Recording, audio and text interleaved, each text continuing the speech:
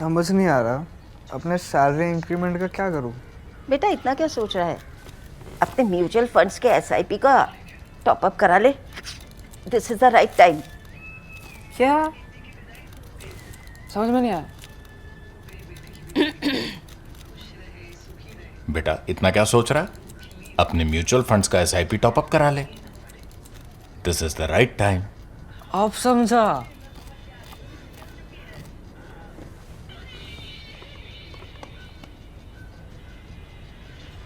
Mutual fund investments are subject to market risks. Read all scheme related documents carefully. Donald Trump brought clarity on his trade war with a 90-day hiatus for the rest of the world while he upped tariffs to 145%, 145% on China, which retaliated with 125%. This is, and I'm sorry China for borrowing your favorite metaphor for India, a duel between two mighty elephants. We know what happens when two elephants fight. The grass gets crushed. Three questions therefore arise. Number one, is India grass? Number two, can India afford to be grass? And number three, what can India do to avoid getting mauled in the melee like grass and also turn it to its own advantage? This superpower trade war has opened possibilities for all swing states, of which India is the biggest one and the most consequential also. At the very least, there might be things India can make for the US markets that the Chinese can't compete with, given these tariffs. Apple phones are the first example.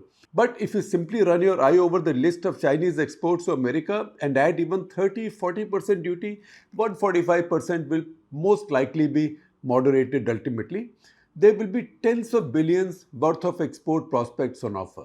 Similarly, there are items on the American export list to China which India could substitute given the tariff differential. Cheap thing it would usually be to take advantage of a friend and ally's predicament, not in these times. Because these are not usual times. Trump has made them unusual. He's been particularly arrogant and disrespectful with allies. He said they all keep calling and saying, "Sir, please give me this deal. I will do anything." They are all kissing my ass. This is said not about China. It was said about 75 others, most of the prominent ones among them, Europe, Australia, and India being allies and friends. Now, while we keep saying never waste a crisis, India hasn't quite consummated such opportunities lately. Much of what was promised in the wake of COVID, notably, has lost its way, lost steam.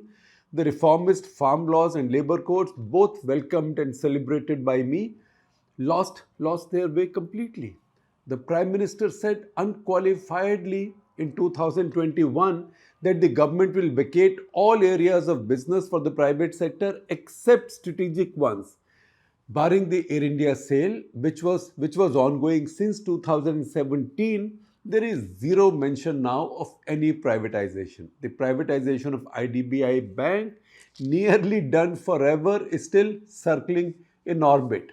This year's budget saw rupees 5 trillion, that is 5 lakh crore, earmarked for fresh investments in the PSUs. Modi government did a creditable job of managing the fisc during the pandemic by holding its nerve and not succumbing to the print and distribute money business, unlike many Western democracies. But regrettably, the long-awaited substantive reform missed that crisis bus. The government proposed a new economic agenda around two ideas at that point: Atmanirbharta, that is self-reliance, and Make in India. Large amounts were allocated towards production-linked incentives, PLIs, and ease of doing business was EODB was promised. The first has moved only partly. Manufacturing has stagnated. Some PLI has been picked up by some manufacturers, most prominently by the makers of iPhones.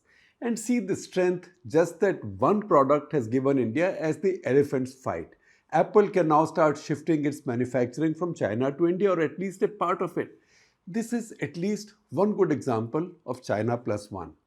The second, EODB, India's rankings moved up, but at a slow crawling pace, just a little bit. More on this you can hear or read from entrepreneur and serial investor Mohandas Pai, by no means a critic of the government. If a veteran like him is so frustrated, you can imagine the plight of the new entrepreneurs. GST is a great epochal reform in the Modi decade.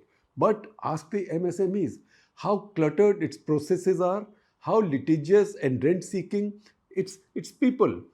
If it's the same militia with the same mindset, every new system gifted to them, even if it's a reform, is only a new model of the same old machine gun. Therefore, in order not to be crushed like grass, India has to rededicate itself to that COVID era reform idea. The trade issue will almost entirely be confined to manufactured and farm goods, services which account for 40% of our exports to US or approximately 40% of our exports to the US don't count. These are not tariffed as no goods cross any borders. That is something that we need to understand. Services are not tariffed. That's why the entire argument is about manufactured goods and farm products. How soon can India create new manufacturing to take advantage of the flight from China? Conversely, if tariff protections are greatly reduced, and they surely will be in India, and they should be, is our manufacture robust enough to survive? Today they might get a tariff protection of 30%, tomorrow suppose it's 10% or maybe even zero. Can the existing ones survive? What must the government do then to ensure that their survival? Subsidies are lazy, retrograde, expensive, and Trump would most certainly reject these as unfair. The US, by and large, has been a tariff free economy. This gives India its $45 billion merchandise surplus with the US. It's also a fact that the US manufactures very little it could export to India, even if duties were waived, even if India were to waive duties. Its basket of exports has mineral oils and precious stones as the top two items. Things that look manufactured, machinery and appliances, electrical and optical equipment, add to all of these add up to under $8 billion. In contrast, India's exports of electrical and pharma goods, the top two items on our export list, are worth more than thrice as much at $26.5 billion. That's where most of our surplus comes from. A lot of the rest that India buys from the US is actually agricultural. That's what Trump wants to scale up. It also feeds directly into his farmer base. Those are the states that he sweeps, those farmers are his base. Everything farm grown India imports, from pecan nuts to edible oil, is tariffed at significant rates. Fish, meat, and dairy are taxed so high that, forget US, almost nobody can export them to India. And that's all that America, quote unquote, manufactures in exportable surpluses. Please do make a close reading of the India section in the US Trade Representative's report on restrictive practices followed by different countries. You will find, in the India chapter, you will find that farm products and India's demands like non-GMO certification, or that the US cows must have eaten only pure vegetarian. I'm paraphrasing that because it says that India wants US to certify that cows have only eaten feed which did not have any animal products in it or any bovine products in it, etc., or no bovine blood or animal blood in it. I'm just paraphrasing it to say pure vegetarian feed are marked as non-tariff barriers. They say, to repeat, if India insists that any agricultural products exported by America must be certified as non-GMO, and all dairy products must be certified as being the products of cows that have only eaten, and once again my coinage, pure vegetarian food, these are non-tariff barriers. India does not want these to come in, so they've just raised these barriers. Forget the tariffs. Agriculture is critical for Trump. And if anybody thinks they will get away with dropping duties on machinery, boilers, electronics, and precious stones while putting agriculture on the back burner, it is a fantasy. As is the oft-repeated idea that India is an important ally, that the personal friendship between Modi and Trump will bring India a special dispensation. Trump is the rudest to his allies. He might be saying, "Why can't my friends be reasonable? Hand me some quick wins while I wrestle with the elephant," namely China. This is the moment for some hard calls in India. Dropping customs duty on non-farm merchandise is the easy part. But given the traditional Indian insecurities and the twin Swadeshi, RSS, and left intelligentsia pressures, can India open up for dairy and meat imports? A quick and inconvenient question. Do we produce enough milk and milk products or meat for our rising needs? Look at the rising prices. This will be the toughest part, and Trump will play hardball.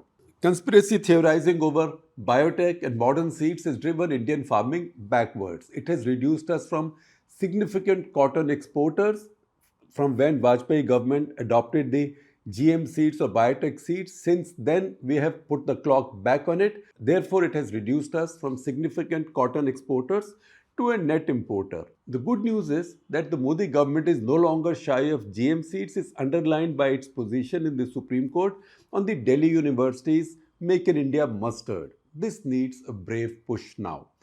Time has come for India to throw away the twin yoke of manufacturing protectionism and historic hesitations over agriculture and claim a new economic freedom. The first will make India's industry, even steel, competitive instead of fattening itself by suckling on the memories of the socialist Raj. And the second may just bring the impetus for a return of the farm reforms and pull the surplus producing Indian farmer out of the wheat rice rut. It needs enormous political skill and courage.